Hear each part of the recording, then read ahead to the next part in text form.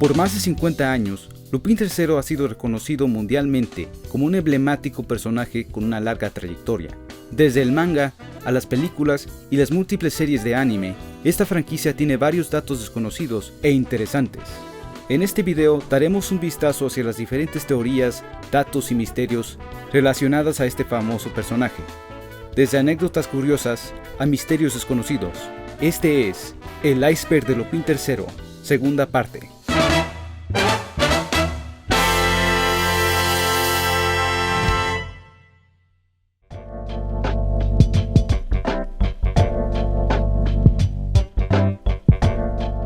El Castillo de Cagliostro es la segunda película teatral de Lupin III, reconocida también como la primera película dirigida por Hayao Miyazaki y la más influyente a través de su historia. Muchos creen que el doblaje distribuido por Sima Entertainment es el único doblaje que existe de esta película, pero ese dato no es cierto. Muchos usuarios a través de foros de internet han afirmado recordar un doblaje con el mismo elenco que los especiales. Este doblaje incluiría las participaciones de Ricardo Tejedo, Juan Alfonso Carralero, Armando Corría, Laura Ayala y Luis Daniel Ramírez. Esta película se dice haber estrenado alrededor de 2000 a 2003 en el antiguo canal The Film Zone, bajo el bloque de Japanimation. La única información acerca de su doblaje es gracias a un artículo de Doblaje Wiki. Encontrar el doblaje ha sido una búsqueda muy difícil, ya que Film Zone fue reemplazado por FXM en 2017. De acuerdo con un usuario en mi canal, se menciona que los especiales ya no están en posesión de Film Zone. Un dato curioso acerca de la versión de Sima es que el lanzamiento del redoblaje es un caso muy extraño. Sima distribuyó la película como una película de la colección Ghibli, a pesar de no tener una directa asociación con el estudio, ya que la película fue hecha antes de que el estudio Ghibli fuera fundada. Este caso fue muy similar al de Disney en otros territorios, donde en algunas colecciones incluyeron dicha película como parte de ella. Estas mismas películas también han tenido un redoblaje por Sima. Cabe mencionar que recientemente Amazon tiene la película disponible en latino, pero erróneamente tiene el nombre de Ricardo Tejedo en el elenco. A pesar de todo esto, se han podido encontrar la mayoría de especiales con doblaje latino, gracias a la dedicación de los fans y porque al igual que muchos doblajes de Locomotion, fueron grabados en formatos caseros. El usuario de Taringa, Coraje Tanguinero, afirmó que conocía a alguien que tenía el doblaje. Yo personalmente me puse en contacto con él para ver si podía ponerme en contacto con la persona que tenía el doblaje. Al final nunca se pudo llegar a nada y desafortunadamente, de acuerdo con lo que él me dijo, es posible que este doblaje nunca se encuentre. Hasta la fecha, este doblaje se considera totalmente perdido. Las historias y orígenes de los personajes en la franquicia han cambiado mucho a través de los años. Muchos datos han sido cambiados y alterados por diferentes razones. En la continuidad de la segunda serie, se establece el personaje de Joe Spade, quien sería el mentor y maestro de Jigen. Esto es establecido en el episodio 84.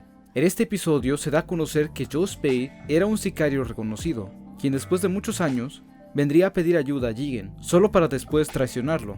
Este personaje terminaría muerto después que la pandilla de Lupin se encargara de él. Años más tarde, en la tercera serie, se establece que otro personaje, Kayanko, fue el mentor de Jigen. En esta ocasión, Kayanko era un mercenario que creció apegado a la guerra y que entrenaría a Jigen. Este dato, al igual que muchos otros, son contradictorios a través de la serie. Algo curioso de todos estos personajes es que todos terminan falleciendo después de ser introducidos.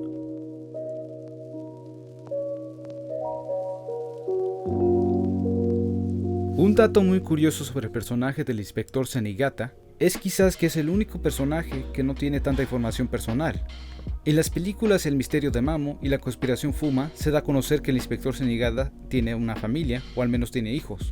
Y lo que más sobresalta aquí es la mención directa de su hija. Este dato es mencionado brevemente en El misterio de Mamo, debido a que en este instante la continuidad de la franquicia era considerada como retroactiva, con poca continuidad. Este detalle es completamente ignorado en el episodio 100 de la parte 2, donde Zenigata menciona que nunca se ha casado. Desde ese punto, todo el material de Lupin III ignora completamente estos hechos.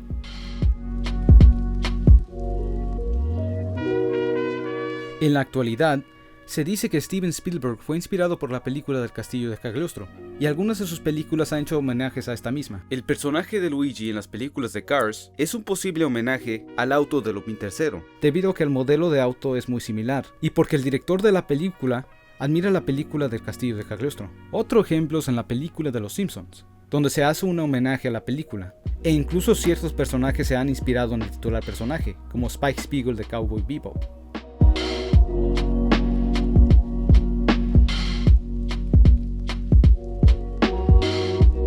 Muchos ya saben que Miyazaki dirigió la segunda película de Lupin. Lo que muchos no saben es que fue muy influyente en la evolución de este personaje, empezando como animador en los primeros capítulos de la serie, hasta incluso dirigiendo ciertos episodios de la primera y segunda serie. Una de sus aportaciones más importantes para Lupin fue cambiar la personalidad y tono del personaje. Lupin cambiaría de una personalidad cínica y cruel a una más inocente y juguetona. Miyazaki también crearía elementos que se utilizarían a través de la franquicia, desde el uso del Fiat 500 como un auto de preferencia, hasta la inclusión de una chica secundaria en cada película después de esta. Elementos y ideas de sus episodios de la segunda serie se convertirían en la base para otros proyectos importantes, como Nausicaa y El Castillo en el Cielo.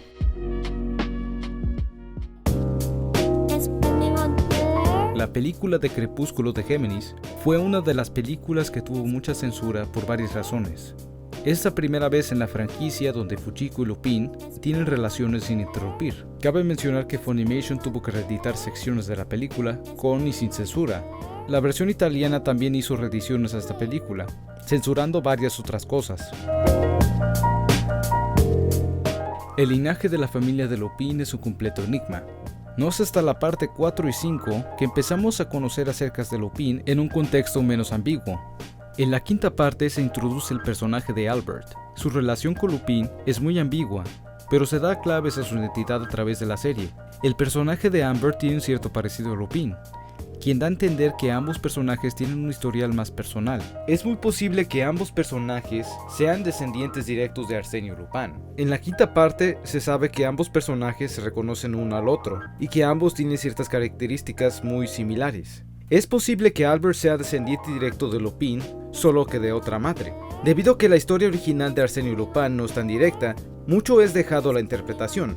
En diferentes promocionales de arte, el personaje de Albert tiene el emblema de una L en su cinturón, similar al mismo Lupin. Esto da a entender un número de posibles teorías de Lupin y su linaje. Una teoría indica que cada Lupin de las películas y series son versiones diferentes, como en el caso de la película Green vs. Red, Verde vs. Rojo, donde se establece que la identidad de Lupin es más un concepto que una persona actual. Base a esta idea, se cree que Albert en verdad es Lupin de la primera serie, y el Lupin de ahora es un impostor. Esto es debido a su distinguida caracterización. Albert es un poco más violento y frenético, como la versión de la primera serie, mientras que el Lupin moderno es cómico y menos serio que sus versiones anteriores. Esta teoría tiene cierta relevancia, ya que en el mismo manga y en la serie se dice que nadie conoce la verdadera cara de Lupin. Esto es en un contexto un poco más literal.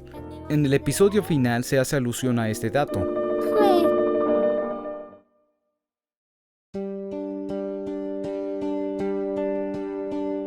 Fujiko Mine es la protagonista de la miniserie La mujer llamada Fujiko Mine, una miniserie única, aclamada por su proximidad al manga original. A pesar de que la serie no fue considerada canónica, opta por establecer un universo diferente que se expandería en 3 diferentes películas. La historia de Fujiko Mine en la serie es muy turbulenta y oscura. En esta serie, Fujiko es una mujer que sufre de amnesia y se destaca como una ladrona que varias veces trabaja como una esclava sexual. Se establece en el inicio de la serie que su infancia fue marcada por ser abusada física y sexualmente. Durante el desarrollo de la serie, ella es recordada de estos eventos anteriores varias veces. ¡Psych! Ahora, un detalle muy importante es que no es hasta el último episodio donde se revela que estos eventos nunca le pasaron. En realidad, estos eventos fueron implementados por un personaje secundario. Así es, una historia interesante con un final un poco decepcionante.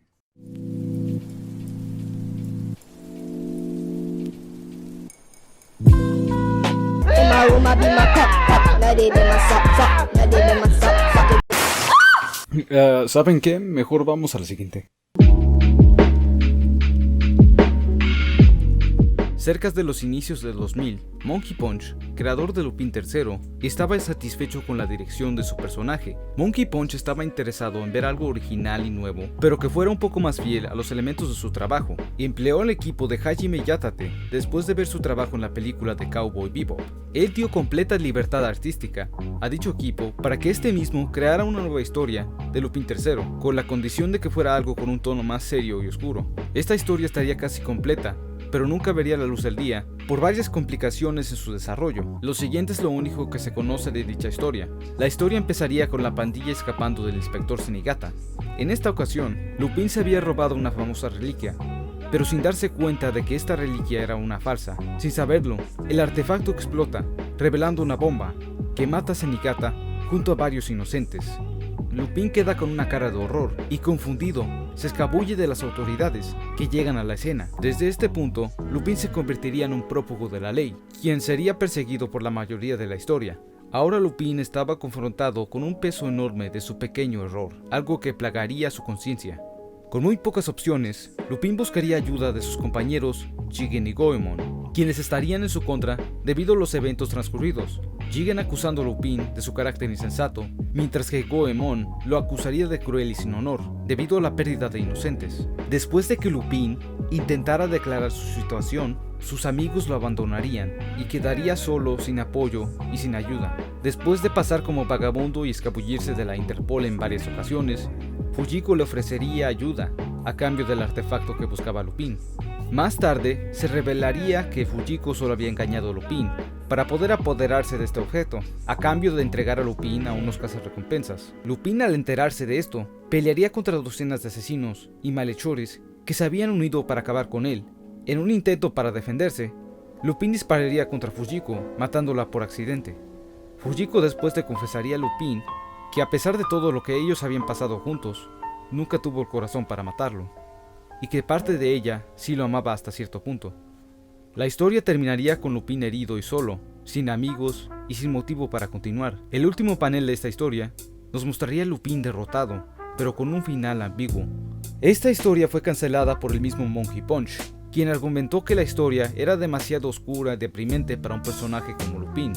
A pesar de que la historia nunca fue terminada, ciertos elementos serían reutilizados y adaptados en diferentes especiales, como The Last Job, Vivo y Muerto, y algunos episodios de la quinta serie.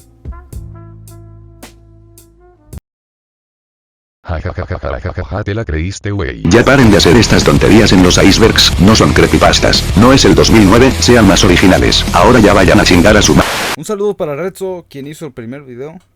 Se me olvidó anotarlo anteriormente, pero esto era una idea que él tenía. Visite su canal porque él es el que primariamente hizo el libreto para la primera parte del iceberg y me mandó las teorías y sugerencias de qué hacer con esta versión. Perdón, Retso, por cambiar el libreto, pero yo creo que está mejor así. Ahora, con eso dicho, pasemos a la última.